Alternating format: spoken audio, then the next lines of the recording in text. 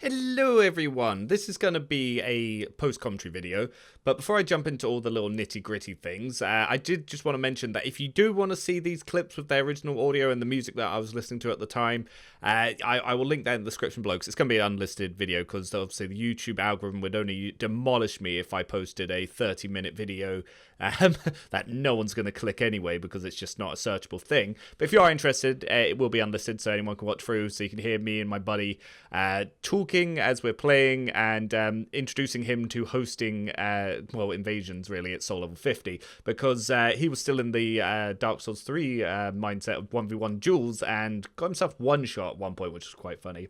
But as for me, for the people who aren't familiar with the channel, who've probably come in just to check out this topic, just a little bit of background. I wasn't a content creator for Demon Souls, Dark Souls 1 or Dark Souls 2, but I did play them extensively. I joined the PvP community around Dark Souls 3, and even then, I was just an invader and I didn't make any content, until much larger people were just putting out very, very bad information for the game and the PvP system. So I ended up beginning as a free aim pyromancer who sort of explained how to do all that sort of stuff. On my previous channel, I was making videos explaining how to do free aim pyromancy, and then eventually when invasions were no longer a challenge, regardless of soul level, I switched to doing 1v1 duels, because it was a lot tougher and more competitive scene. And I ended up building up a tournament scene, I changed the soul level meta, and I was the one that developed most of the standardized builds for duels and 1v1s. But regardless of all that, I wanted to talk about something that probably wouldn't have caught my attention if I was still doing the 1v1 duel scenes, which is people who complain about how people play invasions. Now, in Dark Souls 3, 2, and 1, when you invaded, you'd be thrown into the world that would have a host, either solo, and it could be at any time as long as they were in their sort of like human extra health form, and they could have one or two summons. However, you would have up to two other invaders that could be there helping with you, or one extra one, depending on how many summons they had in later games. In Elden Ring, the invasion system is now entirely opt-in to when people are co-oping, and it's if the summon slots that are used by the host are also used by the invaders. So if the host is solo, you can have 3 invaders turn up. If the host has 1 summon, you can have 2 invaders that can turn up. If the host has 2 summons, only 1 invader can enter the world at a time. So chances are you're always going into a 1v3 scenario. For me, this makes things like magic completely unplayable, because the thing is with magic, by itself, magic in every game is hot trash.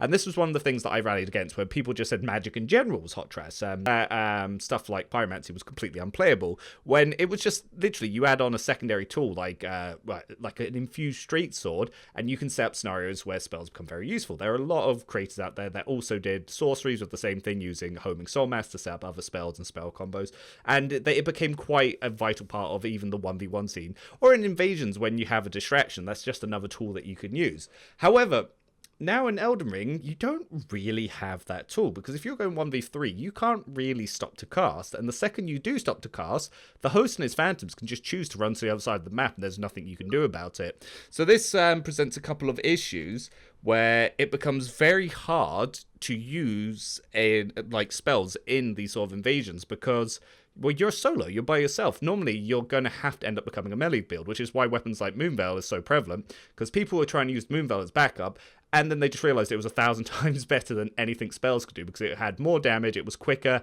and it was a melee tool that could then be used to punish Estus, because it didn't have the start time of most casting spells. Which is why eventually mages are now, they're just Moonveil builds with maybe magic as a backup. So this raises the point that I like to make when people complain about the tactics invaders use in order to win this 1v3 scenario, which is invaders should be OP. Now, so to demonstrate this and to get the background footage here, me and a friend decided that we would duo host at soul level 50 with an annoying weapon art that I have seen in every invasion. Normally when I invade, the host has one of two things: Hoarfrost Stomp or Moonveil. Or it could be 3 casters, the third one, which is just as horrible. Like, casters, when you've got 3 of them on the host side, oh my god, that is devastating in this game. But when you're the invader, you need something that is powerful and is going to win and kill people quickly, because the host has more health than you, the host has more stats than you, the host has an unlimited supply of yellows, the host has an unlimited supply of blues that can auto-summon. It's the host doesn't need to chase through the world. The host doesn't need to go to mobs.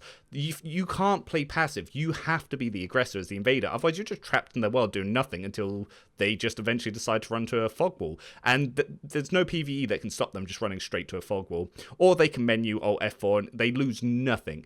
And even if they just jump off a cliff and die, the host loses nothing. He can just go pick up his souls. It doesn't cost him any resources. It's fine. So there's no reason for them not to engage you. But they still don't anyway, because no one likes to lose in the video game. This means, as the invader, you need to use something that is overpowered to be able to win that 1v3 scenario. And unfortunately, because of how popular Elden Ring is, and people that are new to the game who are like, oh, I can't play this game by myself, I'll just summon 2 high-level friends that have already completed the game to carry me. These are the people that complain about invaders, the journalist mentality, as I like to call it, which is, I'm trying to cheese the game by having my 2 friends help me, and this dude's turned up and killed me. He should never kill you. It's 3v1. He has no advantage here.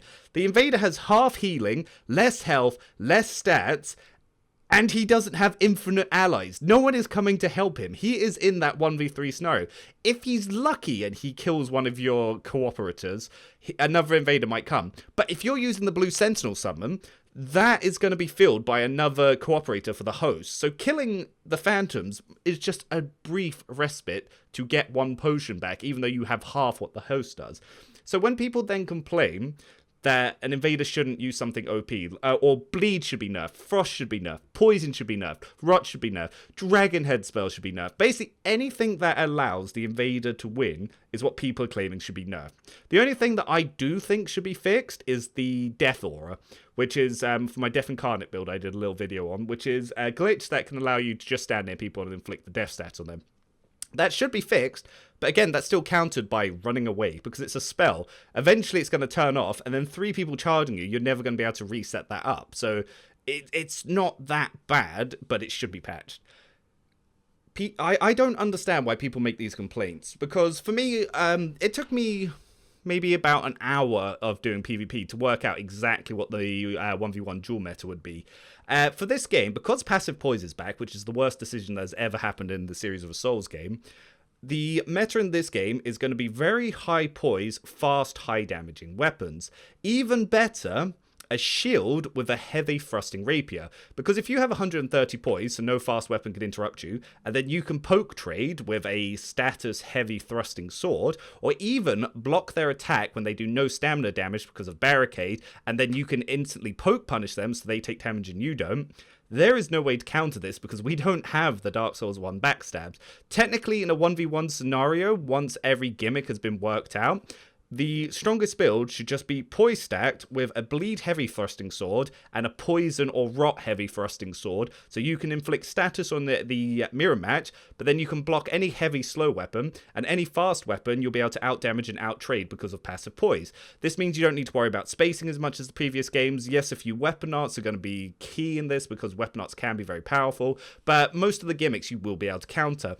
And even stuff like Hoarfrost Stomp, which can counter people standing still and blocking, you can just roll away from that and then you can do the same yourself. So as long as you've set up your weapon swaps and you know what you're doing, this should be the strongest build. I could be wrong, but because of how bad the latency is in this game, like, this is the worst latency that I've ever seen in a Souls game, at least on PC. I don't know if console's better, but I have no interest in 1v1 until it's fixed. Like, 9 times out of 10, your game will just freeze and you'll crash when you're doing cooperations, you'll get disconnected, or you'll hit them and they'll roll a good 2 to 3 seconds afterwards. Those sorts of latency connections I only used to see when I went up against Japanese, Australian, or even people from North American Wi-Fi. It was very rare. Like, there was certain people within the community that were known for using VPNs to make their connection worse to get an advantage, but we won't discuss that or throw out accusations of that. That's not the discussion of this video. But because of that, that's why I'm now focused more on the invasion stuff.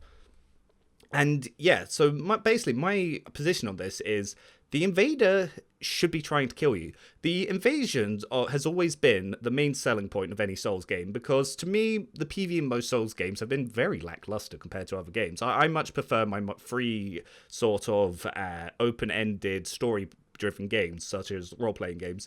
And that's normally where I enjoy a PvE experience. When it comes to PvP, There is nothing more fun for me than a game like Dark Souls, because I really enjoy the system of this. Now, I wouldn't take this as seriously as a competitive game. Like, after playing stuff like Lost Ark, traditional fighters and shooters, you can see the big difference between a competitive balancing game and a game like this, where it is so broken that you can win 1v3. And as you can see in the background here, of me and my other friend using two of the longest katanas in the game with frost on them and abusing the frost stomp, we can almost insta-kill any invader. So when they're coming up against us, there's only two of us. It's not like there's three of us here spamming spells or Moonveil. So we're not like just three people doing one-shot tactics here. It's still counterable, but it's very strong.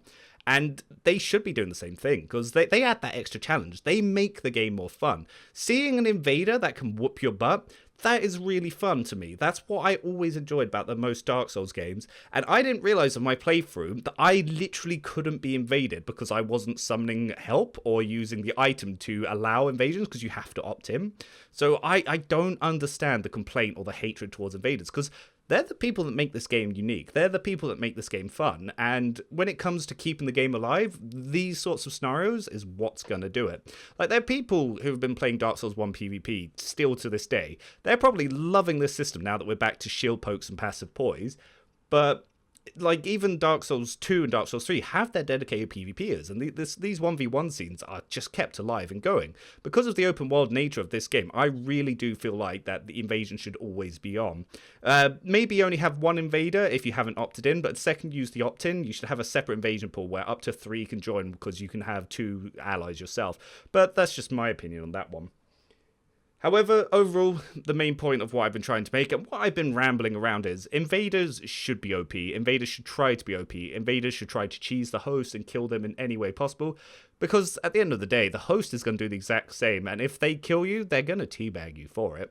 Because the host, like the gankers, the ganker mentality, the people that use those high-level phantoms is, you've come into their world to wreck up their stuff, so they should use every exploit and abuse to kill you.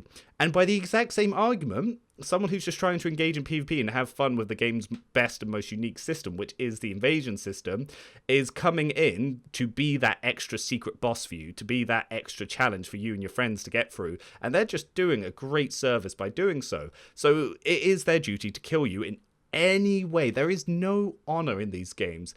Their job is one thing and one thing only, and that is to end your existence, at least sending you back to the bonfire, because you don't lose anything anyway. But that's it. That's my thoughts on it. Let me know what you think, and I'm sure I'll engage, because I doubt that a video like this is going to get many views, but I'll be here, and I'll be open to hearing what other people's opinions are, or even just what you're interested in playing at the moment. But till then, Rev now, and yeah, I've rambled off for a good 13 minutes of your time, so I'll catch you all next time.